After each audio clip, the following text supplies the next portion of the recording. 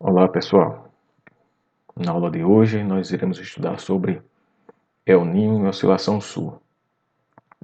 Então, primeiramente, vamos definir que o El Niño e a Laninha elas fazem parte de um fenômeno de interação entre o oceano e a atmosfera que acontece no Oceano Pacífico Equatorial e na atmosfera adjacente, que a gente chama de El Niño oscilação sul.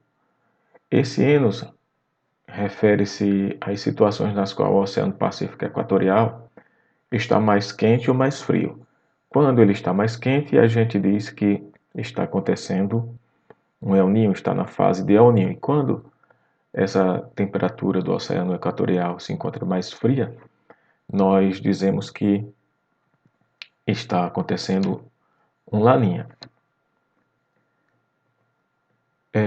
A gente caracteriza o Enos de forma que realizamos um cálculo desse índice para indicar se realmente está havendo El Niño ou uma Laninha. Não somente a gente analisa a anomalia de temperatura nessa faixa equatorial e nós observamos que com esse índice se realmente configura um El Niño ou Laninha.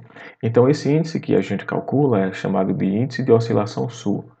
Esse índice de oscilação sul é calculado pela diferença entre a pressão atmosférica entre duas regiões distintas, que é a pressão atmosférica no Tahiti, na Polinésia Francesa, e em Darwin, que situa-se na Oceania.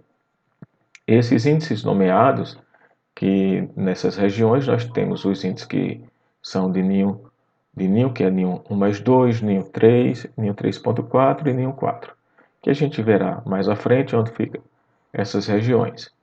Tá? Então, que nada mais são do que as anomalias da temperatura superficial média em diferentes regiões do Oceano Pacífico Equatorial. Então, esse índice de oscilação sul é dado pela pressão no Tahiti menos a pressão em Darwin. Então, quando temos que esse índice de oscilação sul é menor do que zero, implica dizer que está acontecendo um evento de El Niño. Se esse índice é maior do que zero, está acontecendo uma laninha. Esse índice é normalizado, claro, e é com base apenas na pressão, tá? E não na temperatura, nas anomalias de temperaturas, apenas para realmente configurar que está havendo um El Niño e uma laninha, a gente observa esse índice de oscilação sul. Então, em seu modo negativo, El Niño, em modo positivo, laninha. Então, nós podemos observar como acontece esse índice de oscilação sul, aqui no gráfico, ao decorrer dos anos. Então, observamos que aqui ele foi suavizado para uma média de 5 anos nesse índice, ou seja, uma média móvel, para suavizar esses índices, para que tenhamos como discorrer ao longo do período. Então, veja que depois de 1990, após 1990, tivemos altos valores no índice de oscilação sul negativo, e se ele é negativo, isso mostra que é ocorrência de El Niño, como nós podemos observar. Então, altos valores aqui nessas anomalias. Quando nós vamos identificar o índice de oscilação sul, aqui se encontram as regiões de comparação, onde nós fazemos a subtração nos campos de pressão. Então, temos aqui a anomalia de pressão sobre o Tahiti, menos a anomalia de pressão sobre Darwin. Então, é sobre essas duas pressões que a gente verifica se realmente está ocorrendo um evento de El Niño e um evento de Laninha. Quando a gente fala de anomalia de pressão, então é tão somente a gente subtrair a pressão atual da média histórica que tem. Então nós teremos valores realmente menores. Então aqui são as regiões em que se situam o ninho. Então, toda essa faixa aqui é a faixa equatorial. Veja que aqui é a parte da Oceania e aqui é a parte da costa da América do Sul. Então, nós observamos que dessas latitudes aqui, de até 5 graus norte e 5 graus sul, nós temos a faixa de Ninho 4 até aproximadamente 150, em torno de 150 de oeste de longitude, se estende a faixa do Ninho 4, daqui até mais aproximadamente 90 graus oeste de longitude se encontra o Ninho 3. E nessa faixa aqui, onde pega parte do Ninho 4 e parte do Ninho 3, é o que nós chamamos de Ninho 3.4. E nessa faixazinha pequena, apenas de 90 até 80 oeste, nós temos o Ninho 1+2, que fica já na costa da América do Sul. Então essas regiões é que são definidas como ninho, regiões de ninho. E quando a gente analisa os índices de El Niño, geralmente a gente está, quando fala de El Niño, está associando mais a região 3.4 de ninho para identificar justamente se há ocorrência de El Niño e Laninha. Então, a gente aqui observa um mapa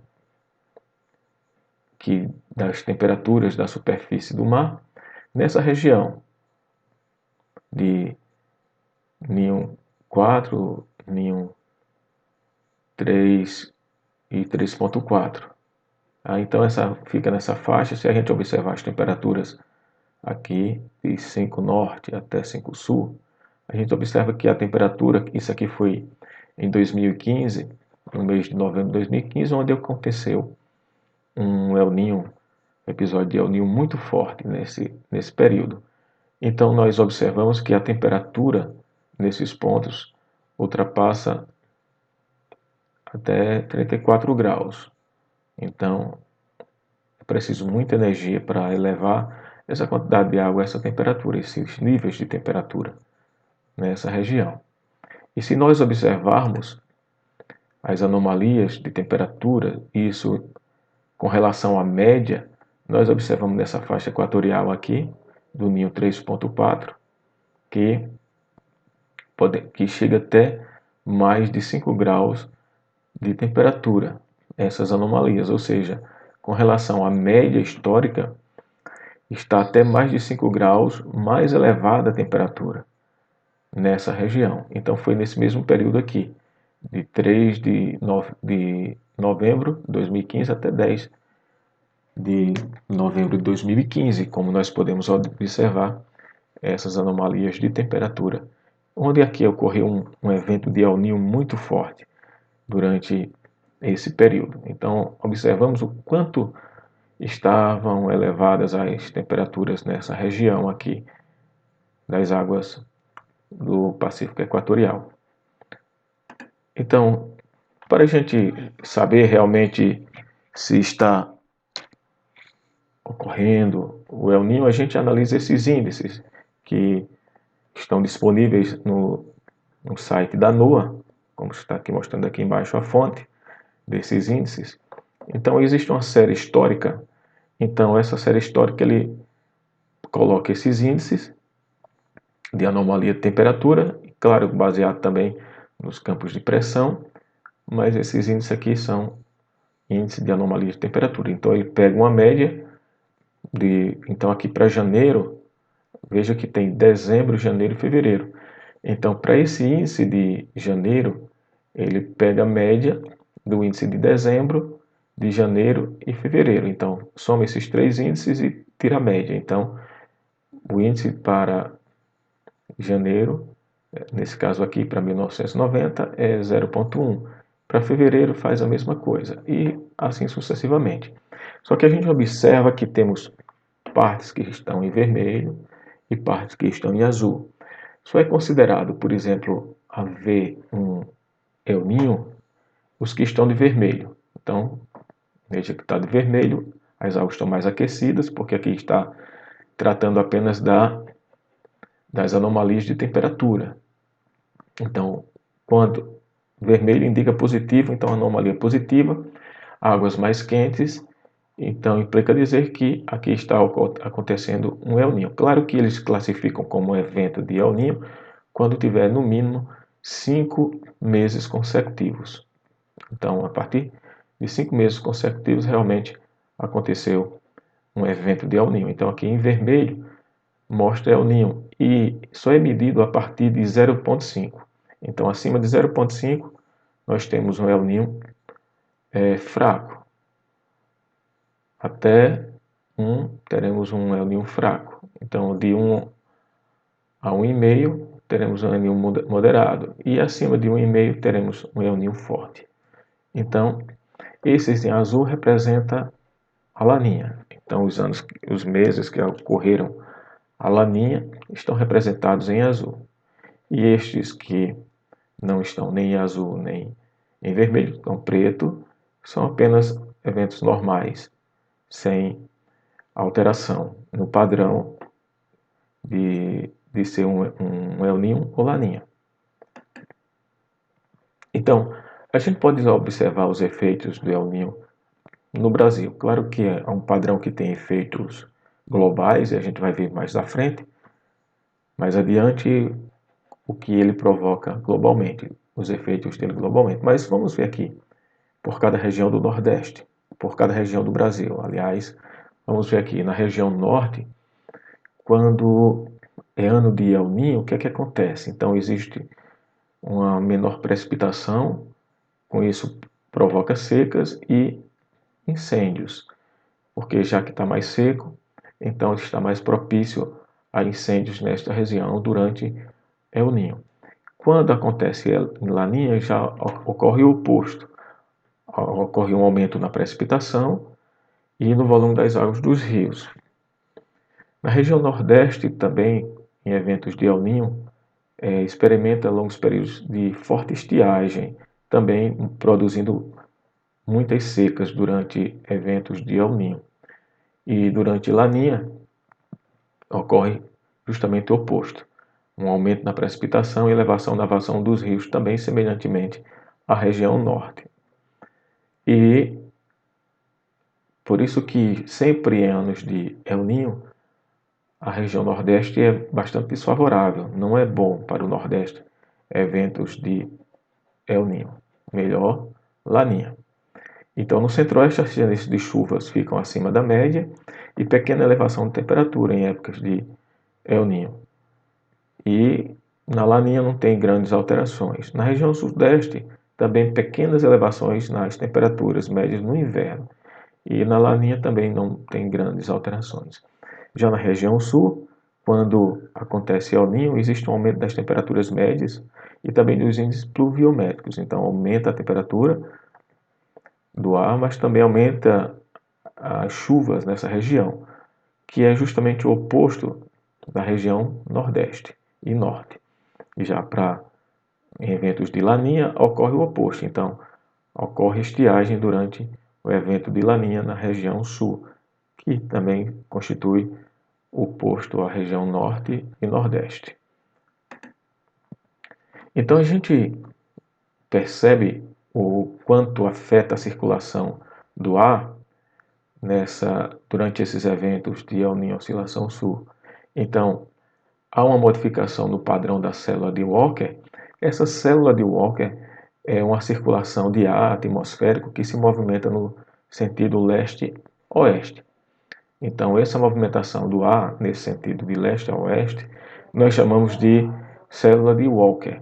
E a gente observa que, aqui na letra A, temos uma circulação num ano normal, e nesse momento aqui a gente observa que como funciona essa circulação. Então, esse padrão da circulação de ar, veja que aqui no Nordeste Oeste, mais ou menos aqui a região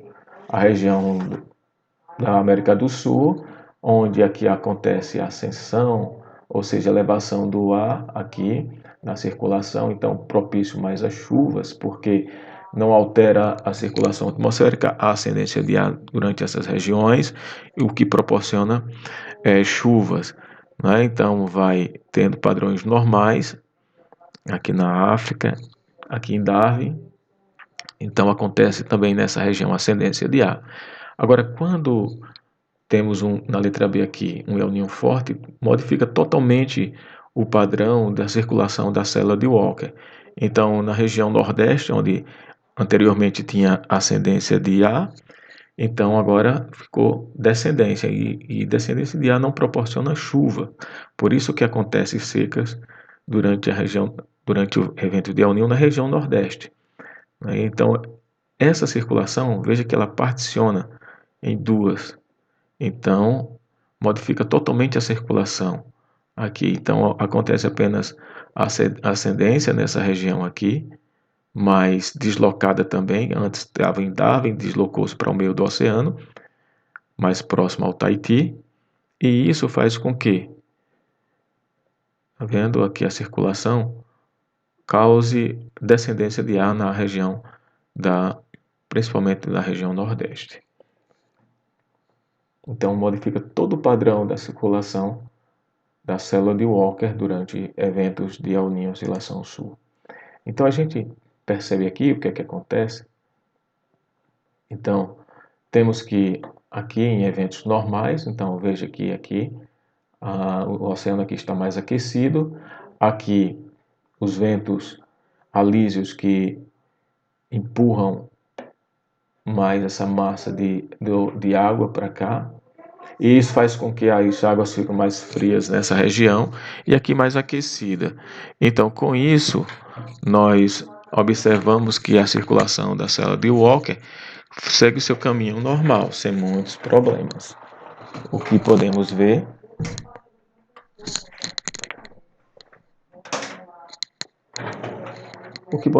aqui, tá vendo? Que fornece normalmente essa circulação, aqui produzindo chuvas nessa região e sem muitos problemas. Tudo aqui em episódios de El Niño modifica totalmente o padrão dessa circulação, onde divide a célula de Walker em duas células, aqui foi partida, acontece um enfraquecimento dos ventos alísios, aumenta a temperatura nessa região, vai ser mais distribuída e diminui aqui a quantidade de águas frias sobre a costa. Então, fazendo com que as águas fiquem mais aquecidas. Então, modifica totalmente o padrão da circulação nesses eventos de El Niño. Então, aqui a gente pode ver os efeitos globais do El Niño. Então, em ano de El Niño, nos meses de dezembro, janeiro e fevereiro, que é aqui especificamente verão no hemisfério sul e inverno no hemisfério norte, a gente observa aqui, principalmente aqui no Brasil, parte aqui seca, quente, chuvoso na região sul, né? E El Niño também proporciona período muito chuvoso aqui nessa costa da América do Sul, principalmente na região do Peru, causando muitos alagamentos. Então, isso proporciona com que aqui tenha bastante chuva. Aqui fica uma chuva mais no oceano e quente, aqui fica mais seco, na região da Oceania, de Darwin, e quente. E na América do Norte, tem quente, aumenta-se a temperatura. Já que é um inverno aqui, veja que aqui o inverno está mais aquecido, fica uma temperatura mais elevada durante esse período. E aqui na África do Sul, fica seco e quente também. E mais na África Central é que ocorre chuvas. Durante aqui o El Niño, mas que só no mês de junho, julho e agosto, que é o período de inverno no hemisfério sul e verão no hemisfério norte.